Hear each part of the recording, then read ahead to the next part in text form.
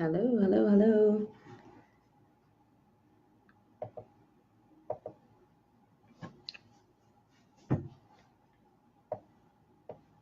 I apologize for my tardiness, and I'll explain that in just a few. Wait for some folks to come on here.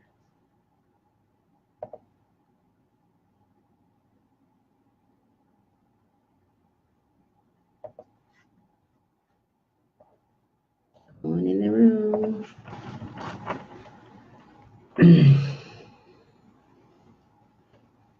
We have a lot to talk about.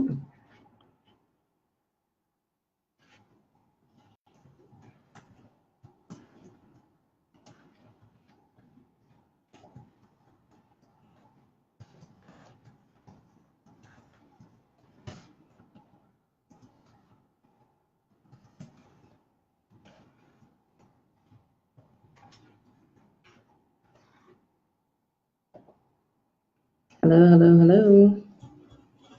How are you?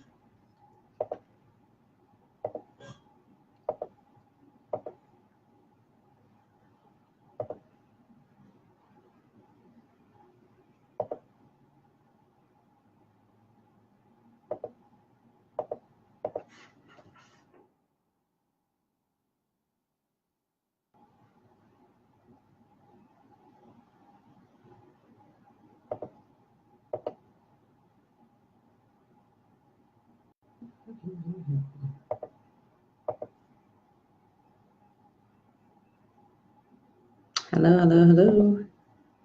Hey, Cheryl. Hey, Artika. How are you?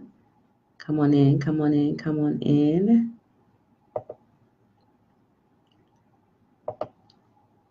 Can you guys hear me okay? Let me know if you can hear me. Welcome, welcome, welcome. We're going to get started in just a second, but I wanted to get some folks on here, get some folks in the room. We have some things to talk about today, and I'm excited to talk about it. And I want to share with you guys. I do apologize for my tardiness. I was supposed to be on at 6, but I came home, and I wanted to just get before the Lord and just to make sure that I say everything that He needs me to say on this live on today. I also want to make sure that my heart was clear and pure, and making sure that I deliver what He would have me to say, even in talking about Will and Jada's story. How many of you have seen the table talk session with Will and Jada? They did a part 1 and a part 2 of their marriage journey, and they really poured out, and that was one of the best episodes to date. I mean, all of the episodes are good, but I personally thoroughly enjoy that because I have such a heart and such a hunger, such a passion for marriage. So that was one episode that I thoroughly enjoyed, and the way they broke it down, it was just amazing. And the thing about it is, everything that they shared was really biblical principles. So everything it took for many to hear from celebrities, and I highly respect Will and Jada. Don't get it wrong. Don't get it twisted. I highly respect them. But everything that they said as to what they are doing in their marriage and what they've done in their marriage in order to create success in their marriage is biblical. It's biblical. And I just want to share some takeaways that I received regarding it, regarding the message and just the message in marriage, about marriage as a whole. I do this thing called Marriage Monday in my group, Marriage Couples Who Win Training Center. So every Monday, I'm praying or sharing, and I'm just talking about Marriage Monday. And every Monday, I'm praying for marriages. Every Monday, I pray for marriage all the time, like probably every day. But it may be one day I don't, so I'm not going to say every day, very often. But on Monday, I'm very intentional about praying for marriages, and particularly mine as well, my husband. And I pray for him on a regular basis as well, because one day I may skip, so I'm not going to say every day with him. But what I do know is that marriage is a covenant, that marriage is a God idea. And if you do not incorporate God into your marriage, it will not work. Hear me out. Know that you can apply biblical principles and not be spiritual. So even if you know someone whose marriage is working, right? They may not go to church like you. They may not do the things that you do, but they may be applying biblical principles What does it mean to apply biblical principles? When the word of God says, love your neighbor as yourself, love that person as you love yourself, love the person as you love your own body, be kind to one another, be gentle, have self-control, be faithful, be considerate, right? Don't boast about being better than the other person. That means don't be contemptuous, right? Take heart. You know, the Bible tells us all of these things. So when we simply apply, congratulations, Keston, when we simply apply the word of God, marriage is made easy. I want to talk about today, marriage is made easy work, because even in looking at Will and Jada's episode, the Red Table Talk episode, there were so many takeaways. There were so many nuggets. You know, I'm at this stage in my life. Anything that I look at, anything that I read, I'm looking at what am I taking away from this? What did this session do for me? How am I going to take this information I now have and apply it to my life, apply it to my marriage, apply it to whatever? So that's the stage of my life that I am in. I know many other people are in that stage as well. So I looked at it not just for entertainment and not because it was a good episode and because I absolutely love Will and Jada. I have always loved them, always, regardless of what rumors, whatever. I've always loved them. They have, to me, have always been people of principle. They've always been very solid people. And I can always tell that regardless of the issues and things that they've gone through, because we all have issues. We all go through things, right? So I wanted to break down what it means for marriage to be easy work. I have a few quotes that I actually created myself, and I'm going to share that with you all. The first one is, it's your brokenness that creates dysfunction and discomfort in your life. And it's unfair to blame and cause suffering in your spouse's life because you won't deal with your brokenness.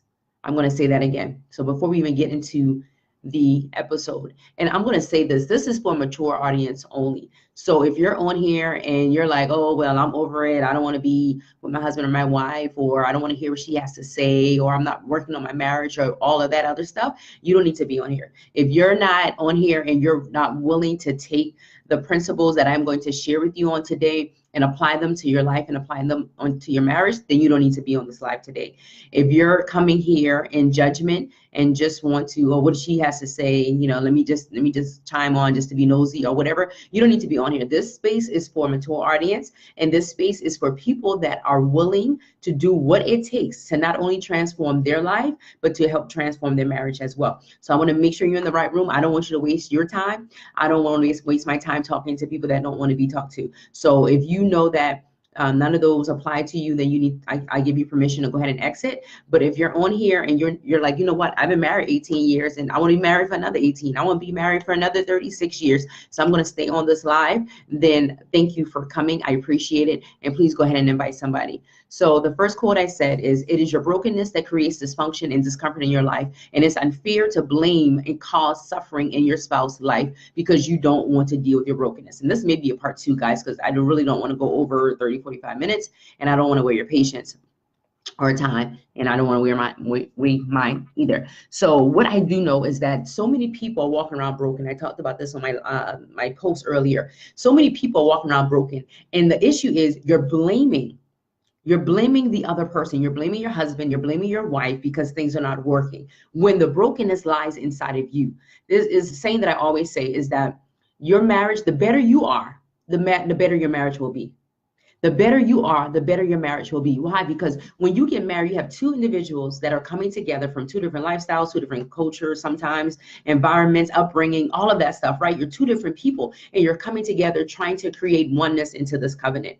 So in order for you to be able to do that, first and foremost, you need to look within yourself to see if there's areas in your life that you need to grow in.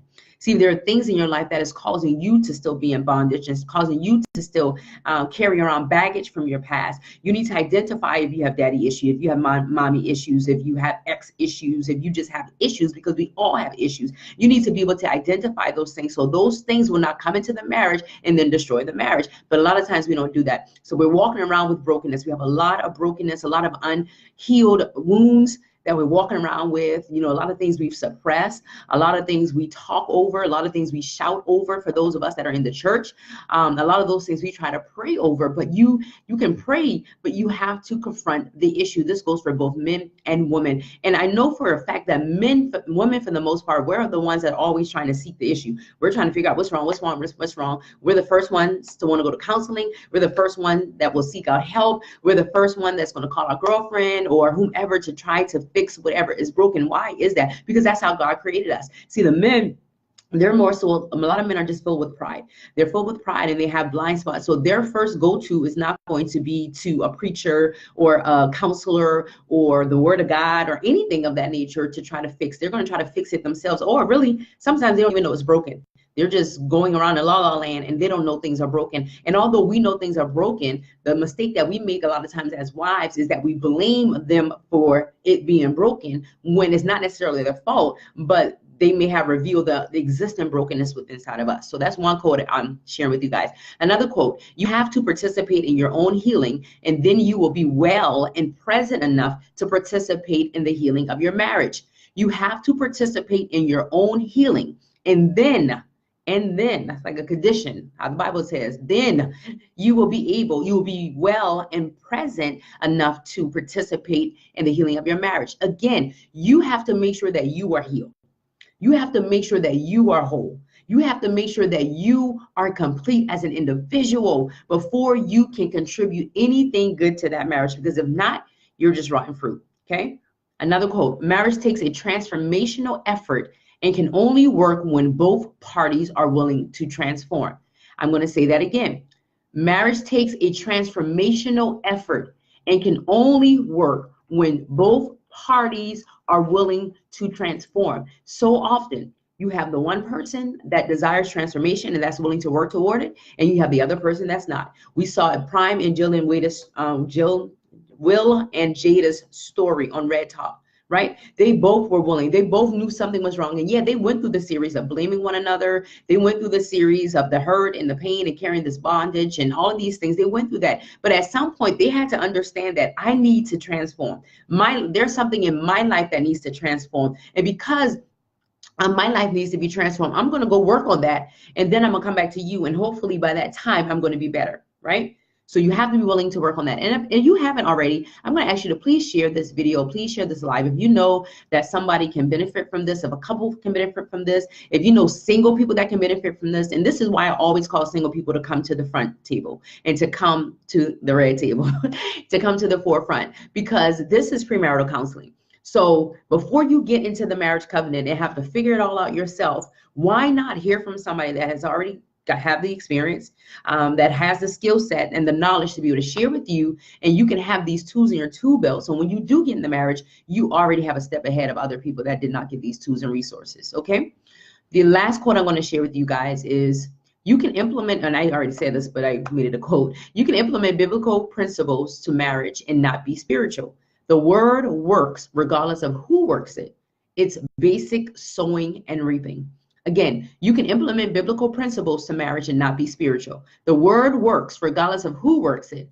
It's basic sowing and reaping. Whatever you sow, that you shall also reap. Whatever you sow, that shall you also reap. So as I was watching Will and Jada's episode on today, and I just saw it like maybe an hour or so ago, and I was just so compelled to want to share, because I'm posting about marriage all the time. I have a marriage group. I have a Wives Who Win page. We have a community of women that we are growing and mentoring to be found by their mate. And we have men that are following us as well in order to position themselves to be found. So we're all about marriage. We're all about covenant, because we understand that it is an agreement between you and somebody else. And first and foremost, it's an agreement between you and God. So we do understand that agreement, and we understand the power of agreement. So that's the lane that I walk in. That's the zone that I'm in. If you haven't known that before, now that is the zone that I walk on. I am a master wife coach. I'm also a life and marriage transformation scientist. So basically what that means is that I help you to transform from the inside out, so you can be in a position to transform those around you, including relationships, which includes your marriage as well. So whatever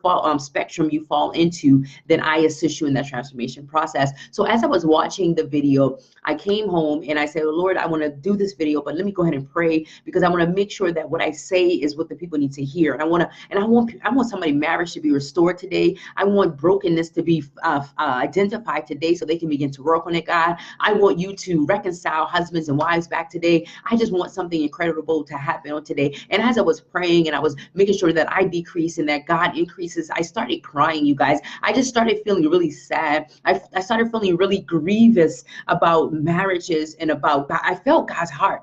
I felt healed his heart in the moment of me praying. And I just started crying. I mean, like ugly crying. And I don't cry easily. Not like that. I'm not a crier like that, right? I just started crying. I'm like, okay, God, I feel you. I sense your presence. And I know that this is an area that you want me to stay in. I know that this is the area that you want me to walk in. You want me to talk about. You want me to share to the masses. I am so clear on that. I'm so very clear on that. I've never been more clear on that. But I also know that there's a level of transparency that has to go forth. And I say, God, whatever you need me to share, whatever you want me to share, have me to share that. And I, you know, if you guys are following me on my Wives Who Win page or my Married Couples Who Win page, I'm no stranger to tell you that my marriage is not perfect. We've had our fair share of trials and tribulations, and I'm sure that some more things are going to come down the line. But I'm like Will, I'm like Jada, right? I want our marriage to be an unbreakable bond. If one thing is for sure, me and my husband are on the same page as it relates to us creating an unbreakable bond, regardless if we have an argument, regardless if we have a disagreement, regardless if we call ourselves not talking to one another for a period of time, or whatever the case may be. One thing we are clear of is that we want an unbreakable bond, and that's something that we are working toward.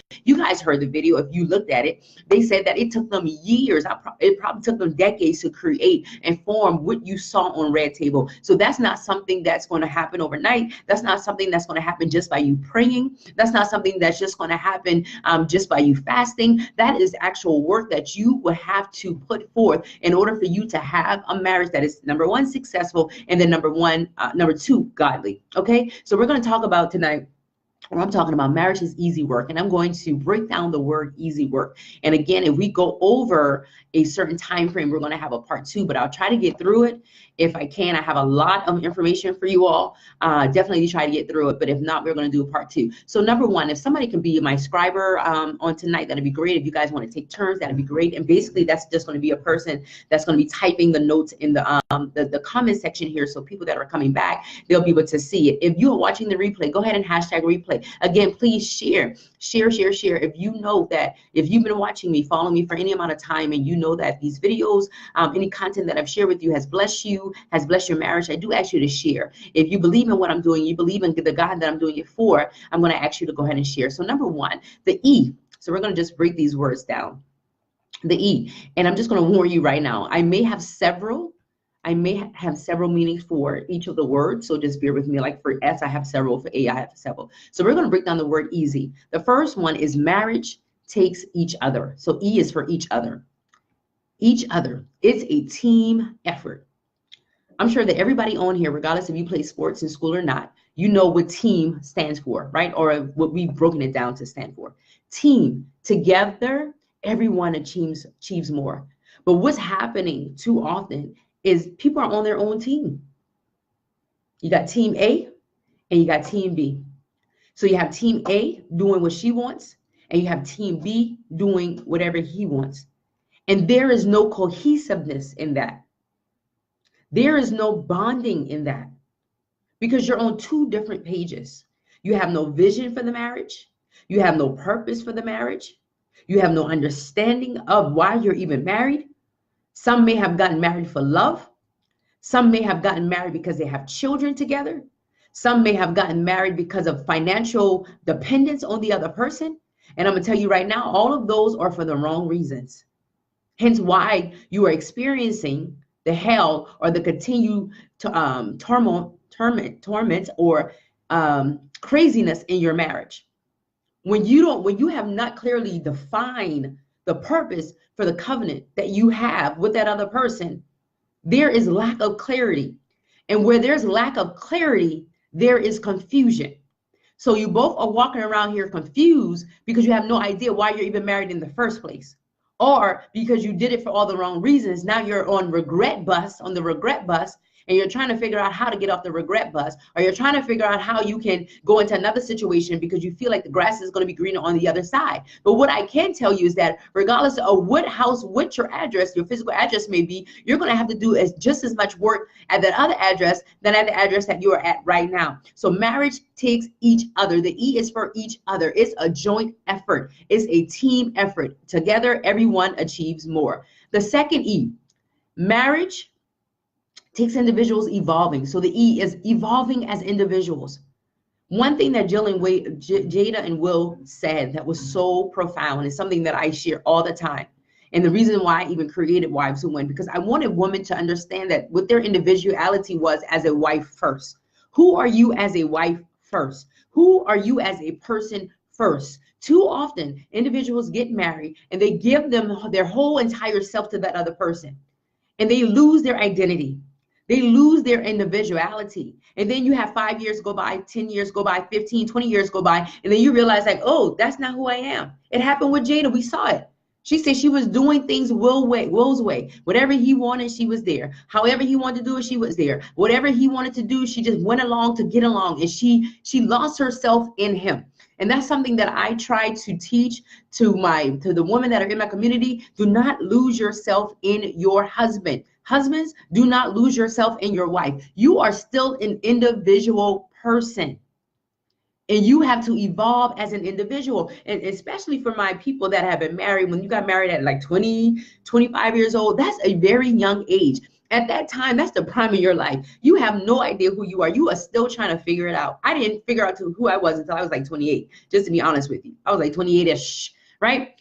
So you're still trying to figure it out. You're still trying to figure out what do you want to do in life, how you're going to do it in life, where you want to live, how much money you want to make, all of these things you're trying to figure out. I met my husband when he was 22 years old. And in me meeting him, that is exactly the stage he was at. Although he had feelings for me. I wanted the relationship. He had feelings for me, but he knew that he wanted something more for his life in the moment. He knew that he was still evolving. So had I married him at 22 years old, that would have been an absolute disaster.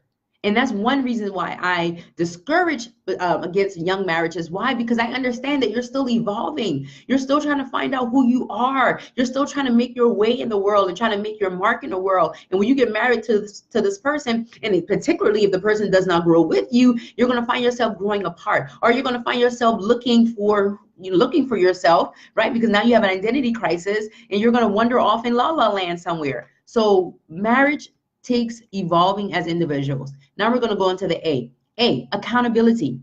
Marriage takes you being accountable one to another. You're accountable to that person. You can't just do what you want to do and when you want to do it. You can't just go through life just with no direction and no guidance.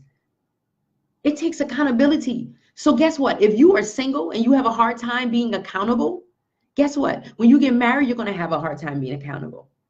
I'm going to even say this. If you have a hard time being accountable to God, you're going to have a hard time being accountable to your husband or your wife.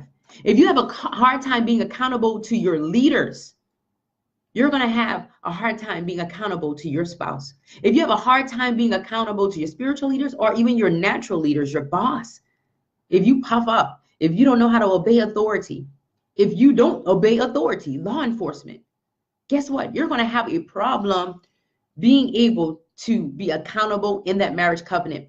So some of you look at your life right now and see if that's your issue. Say, oh, you know what? I do have a problem with obeying authority figures. I do have a problem with my boss. I do have a problem with my spiritual leaders. I do have a problem with just authority in general. I don't like authority. I feel like they try to control me.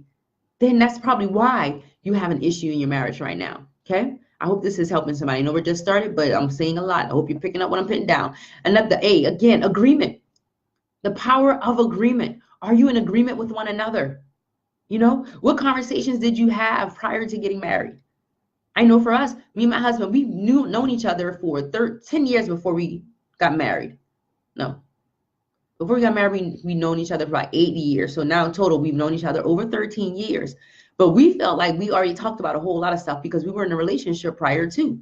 We were in a relationship in 2005, or a situationship in 2005, right? We broke it off in 2007. I moved across the country to San Diego, California.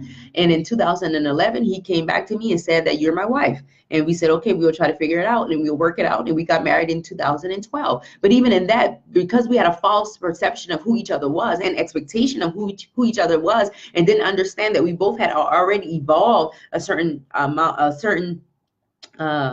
to a certain degree, right? We just felt like, okay, well, we'll just, we'll be fine. We'll be able to figure this out. We've known each other for this long, blah, blah, blah. It wasn't until after we got married that we started having conversations about our goals, about our visions and things that we wanted to do, and to make sure that we were in the power of agreement. So you have to be in the power of agreement one with another. Do you agree? And this is not agree with something they want to do or something they're saying. This is the agreement for the marriage covenant. What is our marriage covenant going to stand for? We have to be in the power of agreement, okay? Then another A, acceptance, right? Acceptance. You have to understand and accept each other differences. Somebody put that. You have to understand and accept each other differences. I can tell you right now, my husband and I first got married, I didn't want to accept his differences. I didn't want to understand his differences, nor did he want mine. We were very, very, very selfish people, right? And we wanted things to go the way that we wanted. I had an expectation and he had an expectation. And we forgot to tell each other what those expectations were, right? So we were too busy trying to change the other person. You need to do this, you need to do that, you need to do this, you need to do that, you need to be this way, you need to be that way. But until we started accepting, and that's an ongoing journey, right? Because we're still evolving. So you have to accept the next layer, the next layer, the next level, the next layer, the next level of that person, and not try to step in and change that person. But there's a certain amount of acceptance that has to take place. Accept their differences. One thing Will said is that you have to understand your partner's plight.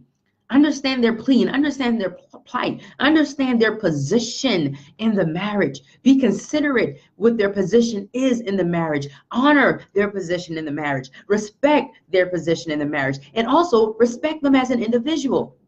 Respect them as an individual. That was something that Will did not do. They were very clear in sharing that. He didn't respect Jada as an individual because he wanted life the way he wanted it, because he still was broken from his past. He was walking around like a little boy trying to create all these fantasies and all of these dreams and hopes that he wanted for his life and for his marriage, but he was doing it for himself and he forgot to check on his partner.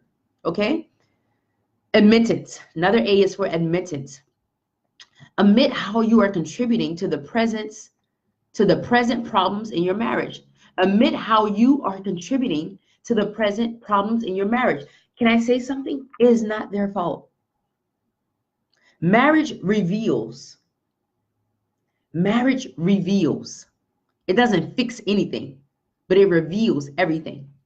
Another one of my quotes. Marriage does not fix anything, but it reveals everything. Let me let that sink in while I type my quote. It reveals everything. Everything. So those things that you feel are hidden, those things that you feel that you got over, those things that you feel is not going to be an issue or a problem because that was so many years ago, or for some so many decades ago, your marriage will reveal that. That conversation you're going to have with your spouse is going to reveal that. That argument is going to reveal that. That disagreement is going to reveal that. Those lonely days when you guys may be apart from one another for whatever reason, it's going to reveal that. How you respond, it's going to reveal that. How you react, it's going to reveal that. So it's going to reveal. So you need to admit how you are contributing to the present problem in the marriage. Okay? So we're going to go on to the next one, which takes us right into it. Segue right into it. Self-reflect. So admitting is self-reflecting, right? Admitting is self-reflecting. You can never get to a place where you stop working on you and stop. And when the day you say that you're the problem, it's all your fault, is a day too late. The day you say that is a day too late. And the reason why I say that is because you have now put the blame, your happiness, in the hands of somebody else. And you're putting all the blame and the responsibility on that person. And you're refusing to take the responsibility for yourself. And one thing I say is that it's easy for you to point and blame somebody else because it takes the responsibility off of you. Another one of my quotes.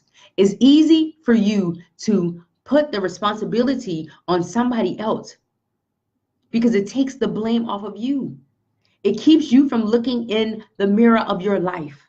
And for many of us, especially in the African American culture, we don't want to look at the mirror of our life. Because it's so easy to blame other people because that's what we've done all our lives. You know, growing up in your house, you blame your sister or your brother when something went wrong.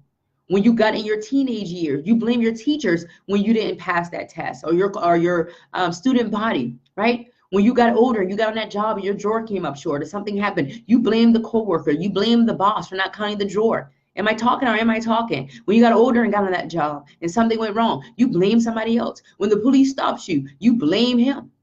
You're always blaming. That's our culture. That's our nature. That's what we know. We can blame, blame, blame, blame, blame. But for a second, I'm asking you to reflect, to self-reflect, right? And while you're self-reflecting, you need to also self-discovery. Who are you becoming? Who are you becoming? Do you know that? By show of hands, I want you to answer that question. Who are you becoming? If you know that, I want you to raise your hands. If you know who you are becoming, and be honest, I want you to raise your hand.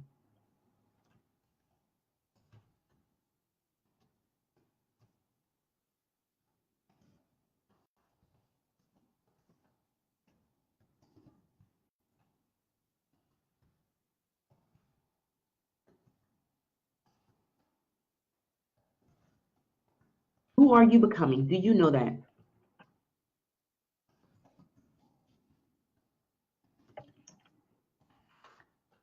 Again, you're evolving as a person. And if you don't know who you're coming, you're going to be so lost in that marriage. You're going to be so lonely. Many a days you're going to look to your spouse to be your creator of happiness and fulfillment.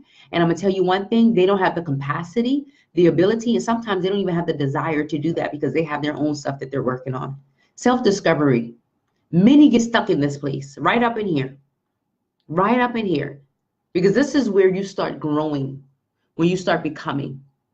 And sometimes you grow apart versus growing together because of all of the expectations, because of the fantasy that Will and Jada talked about that they had. So in self-discovery, because you never took the time out to identify with you, and all you did was identify with that person, now you're growing into your own. And now you know, I want to start a business. You know what? I want to start a business. You know what? I want to go back to school. You know what? I want another job. This is not what I was called to do. I want to do something different. I want to start a ministry. I want to start a movement. You know? So you see these massive changes begin to happen in your own life, and you're unable to articulate that to your partner because you've built this falsified life with them, and it's inauthentic because you were too busy conforming to what he or she wanted you to do. Self-discovery. That takes us to this too. Self-care. Self-care. Are you making sure that you are doing what is necessary for your mental and emotional well-being every day? And listen, guys, marriage is easy work. It's for men and women. So this video is for men, for the husbands and the wives. So if you have a husband, tag him.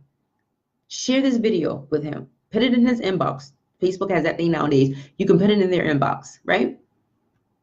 Let them know, like, hey, this is what we need to be listening to right now because this is where our lives are at. And even if your marriage is perfect, you might be saying, you know, my marriage is perfect. I don't got to listen to that. If you want it to remain perfect, get on this video. Get up on this video. So I'm going to invite some people. I don't know why I didn't do that, but let me go ahead and do that right now. Because I would hate for people not to get the message because of, number one, not sharing, or they just don't think that they need the message. But I'm going to tell you, we all need it, including myself. Okay? Self-care. Do you do what is necessary on a regular basis to take care of your mental and emotional well-being? Or are you relying on your husband or wife to do that? Thanks, cuz.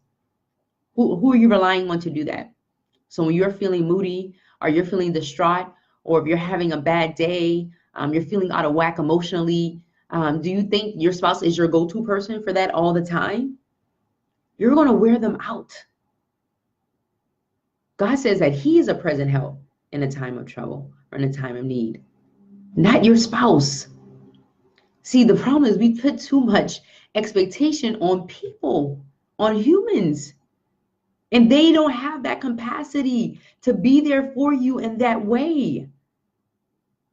And that's why you keep getting disappointed over and over and over again, because you're searching, you're looking for something in somebody when it's in you and your creator. It's not in that other person. What you seek is already inside of you, but you have to activate that.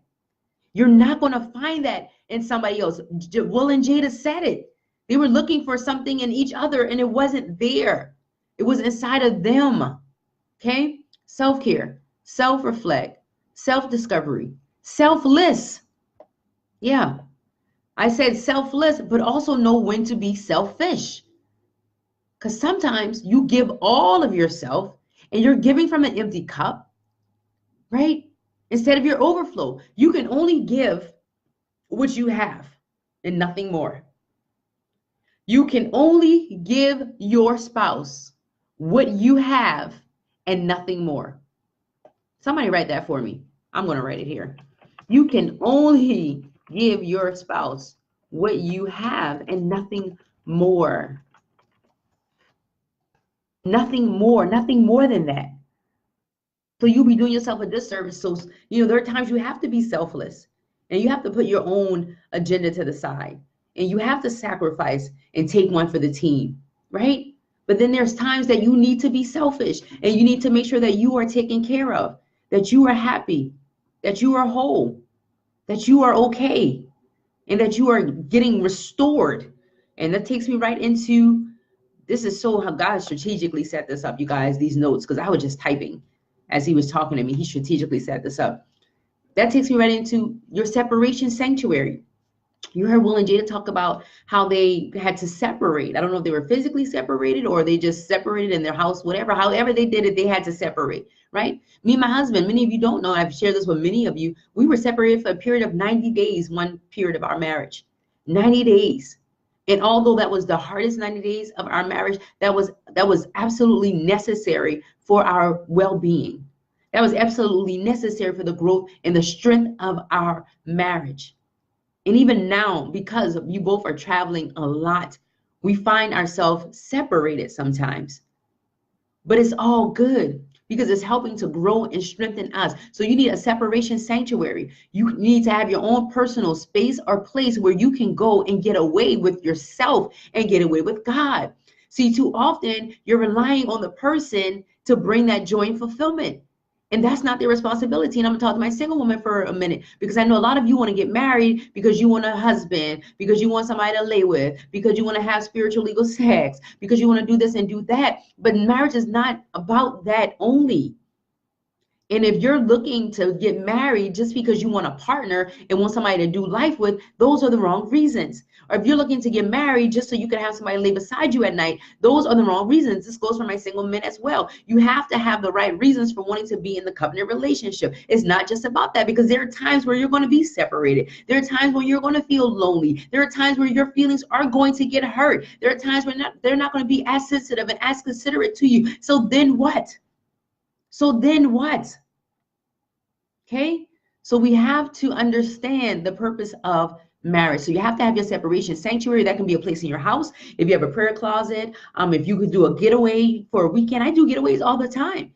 Sometimes I'm out of town and my husband is not, and vice versa. We don't always go at the same time. Sometimes he's for business and sometimes he's not. And it's okay, because we're confident in our marriage, we're strong in our marriage, and we're strong and confident as individuals as well. And that's why your individuality is so important, because you always need to work on being an individual first. Okay, strength. Another S word, strength. Know where your strength comes from. It comes from God, not your spouse. Your strength and your security comes from God. Yes, a husband is made to be our providers, our pastor, shepherd, and our provider, protector, and pastor, right? However, your ultimate security is in God, and your ultimate provider is from God. God uses your husband as a provision. He uses him as a provisional source in being your ultimate provider. But God is your sustainer. He is your provider, and your strength lies in him. Okay? Your strength lies in him. So always know where your strength comes from. So when you're feeling down and out and you're feeling distraught, don't run to, the Bible doesn't say run to your husband or run to your wife. It says run to the rock. I go to the rock. You have to go to the rock. Who's the rock? The rock is Jesus. He will hide you. He will cover you. He will carry you. See, we're relying too much on people. And that's why all of the disappointment is there, because we're relying on people that are not capable of doing or giving us what we need them to do or give. Okay. The last S is for sensitive, sensitive to what they need, right? Sensitive to what they need. I'm going to say and want. You should fulfill some of your partner's wants and acknowledge what the other person, I did say that, acknowledge what the other person wants and what they need and be willing to comply. But guess what? Without losing yourself. Without losing yourself. Without losing yourself. Be willing, acknowledge, and be willing to comply without losing yourself. Something's going on Facebook, you guys. So if it goes off, you have to come back on. Why does it want me to reload?